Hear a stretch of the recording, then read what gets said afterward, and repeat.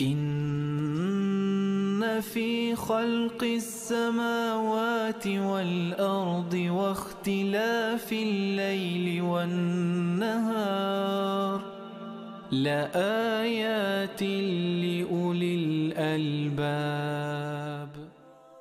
بسم الله الرحمن الرحيم. الحمد لله رب العالمين، والصلاة والسلام على أشرف المرسلين سيدنا ونبينا Muhammad wa ala alihi wa sahbihi ajmaïn.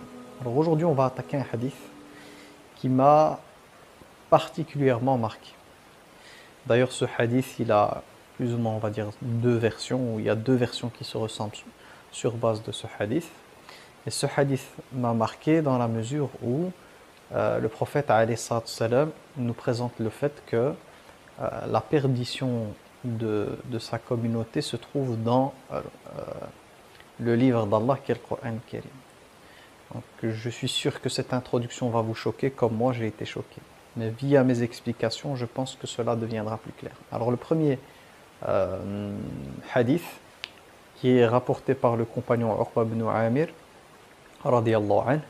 Dans ce hadith, il nous rapporte que le prophète alayhi salam aurait dit « Akhafu ala ummati al-Qur'an wal-laban » Traduction, j'ai peur pour ma communauté quant à la question du Coran et du lait.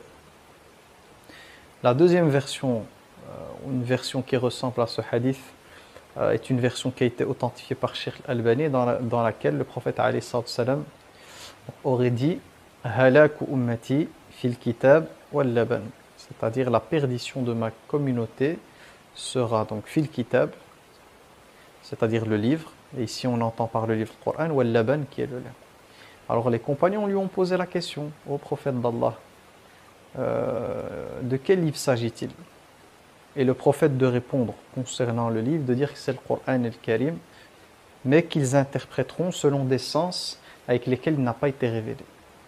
Quant au lait, il dit c'est le fait que les personnes vont quitter les villes pour aller à la campagne par amour pour le lait. Quand on dit ici par amour pour le lait, c'est par amour pour le bétail.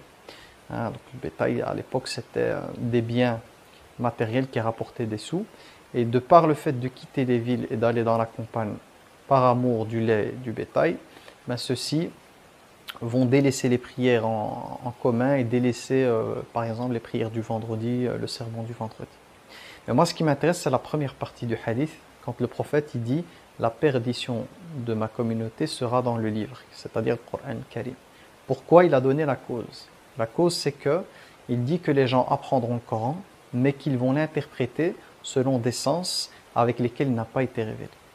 Donc, on voit bien ici que le Coran Karim, de par le hadith du prophète alayhi salam, peut être un livre qui peut amener certaines personnes à tomber dans la perdition, à partir du moment où la personne se met à interpréter donc, le Coran avec sa propre raison, sans aucune grille d'analyse, donc sans connaissance ni de la langue arabe, sans connaissance de ce qu'on appelle sabab al-nuzul, c'est-à-dire des conditions du contexte durant lequel ou pour lequel les versets ont été révélés, sans connaître la sunna, c'est-à-dire le corpus de la tradition du prophète authentique qui est là pour expliquer le Coran. Donc à partir du moment où une personne s'adonne à essayer d'interpréter le Coran sans être outillé, le prophète alayhi salam dit que cette personne, ou les gens qui seront de cette catégorie-là, seront dans la perdition.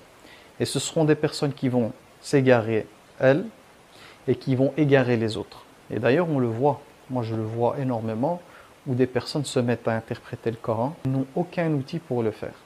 Elles le font d'elles-mêmes, en langue française. Et le pire, c'est que des fois, elles le font sur base d'une langue étrangère à celle du Coran, le français, l'anglais ou autre chose. Alors que le Coran est un livre qui a été révélé en arabe, et ses sens profonds ne peuvent être compris qu'en arabe.